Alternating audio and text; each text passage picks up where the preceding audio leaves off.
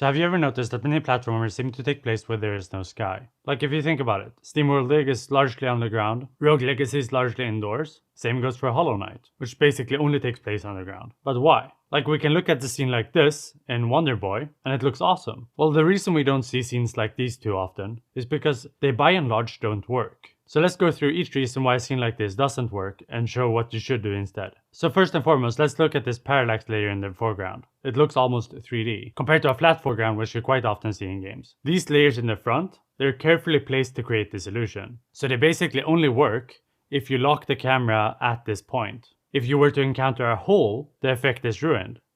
Because now the layers shoot up above where the camera is. So the more 3D you make it, the more you need to lock it to only look 3D in that specific scenario, in that specific circumstance. And we can see this in Hollow Knight, for instance. The knight is almost always in the middle of the screen. But if we jump up here in Dirtmouth and walk a bit to this cool parallax foreground, now the character is in the bottom of the screen, perfectly aligning to create this effect. So the first reason why this scene looks cool only basically works if you lock the camera. So it's generally not that useful because it will come at the cost of gameplay. You don't want to lock the camera when you're playing. It affects gameplay. Now you could obviously avoid this problem to some extent by not creating the 3D illusion to begin with, which we can for instance see in SteamWorld Dig. Instead of having a 3D foreground, it stops and looks flat at the front. So obviously this isn't that big of a problem. Except that it kinda still is. Imagine we want to jump up into the sky a bit. We really don't have to go that far up into the scene in order for it to stop looking good. Like already at this point, it kind of looks awful and boring. We only see sky. But it makes sense, right? If we're up into the sky, largely see sky. Now we get a choice. Either we keep it boring, or we make a nonsensical background, where we just suddenly have stuff that shouldn't be there. The big issue with being outdoors is really the horizon and the layers in the back. Because if you go up too far, it starts looking terrible. You basically have no level design. It's just a flat walking path. So it looks cool, but it does so at the expense of gameplay. It's not fun to play, because there are no obstacles. Making your sky and horizon and your map sensible is actually the real problem. And we can kind of see this if we take a look at Itora. It has really awesome looking intricate backgrounds. Like look at this. But if you get up a bit into the map, now because it wants to be sensible, it's just treetops and sky. It makes sense. But it's fairly dull looking when we know that they're capable of making this. But the problem is that even in the best of circumstances, trying to show a nice horizon and a nice parallax is just really difficult. The horizon looks pretty neat here, but I also meticulously placed it to look somewhat decent. And even then, it doesn't actually look that nice. It kind of looks somewhat empty. It actually required more work to make than a scene like this.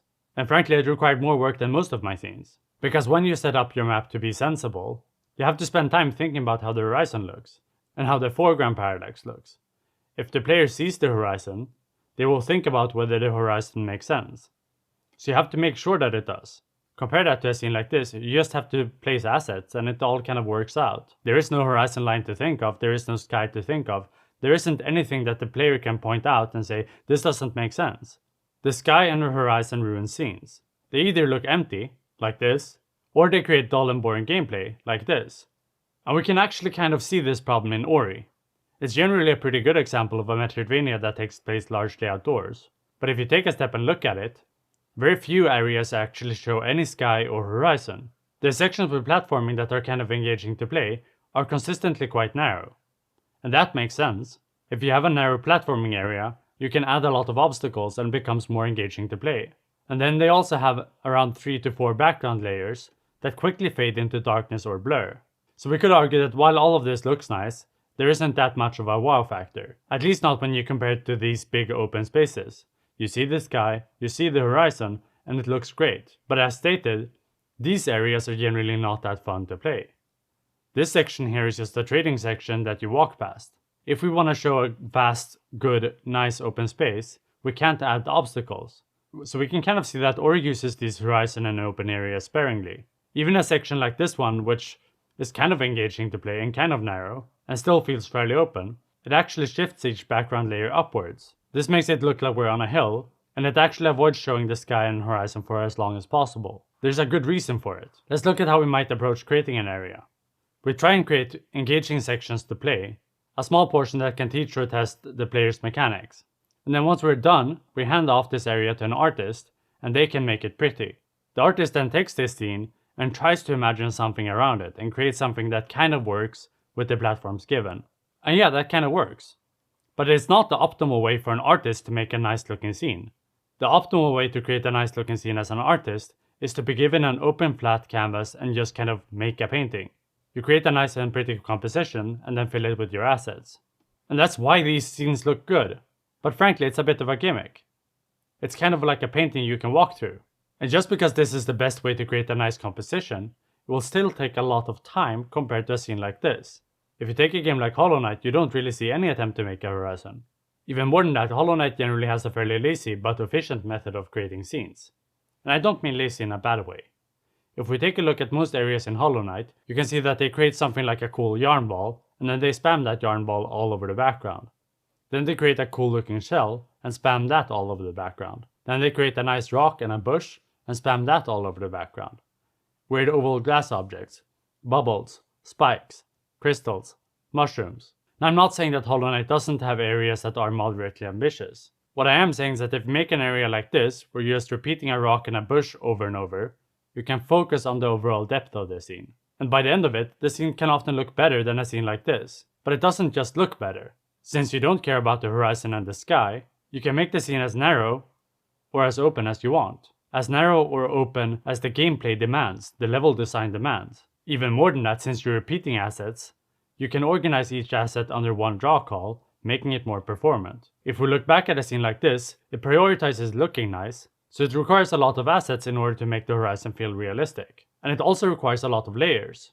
So even if you don't want to repeat the same assets, a scene like this still generally requires more optimization to run well. Whereas a scene like this is likely to just work. If you fill your scene with larger assets, and then push it quickly to darkness using atmospheric perspective or blur, you have a really efficient method to make a scene look decent quickly. Which is probably why we see so many games do it. But that's good in a sense. It's a more efficient way of working.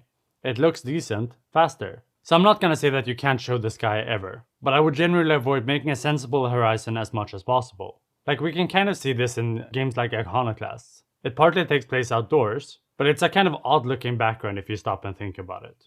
It's quite far from this idea of a neat looking horizon. Like you have the horizon below, but then you also seem to have a horizon on the top. Or you can make something like we can see in Islets, where every scene is sort of filled with trees and skies. And it looks pretty nice. But in order to do this, they kind of have to break continuity between the scenes. So we can see here, we have trees at the bottom, and then we walk up into the next scene, we still have trees at the bottom. Even though we're walking up, we still get trees at bottom. It kind of works if you don't think about it, but it doesn't actually make sense. And this is actually a solution that kind of works. So if you want to show the sky, you're gonna have to make a trade-off. And if you absolutely want to show the sky, I think it's generally better to make it nonsensical. But that doesn't mean that creating a scene like this can't have its place. It can be a cool effect to make if you know that the character is going to run basically horizontally with no jumping. As I mentioned, Hollow Knight uses it in Dirtmouth, and here it looks great. Or we can see in Ghost Song, you have something like a boss fight where you need to have an open room. Then it can make the scene look a bit more interesting and cool as a boss setting.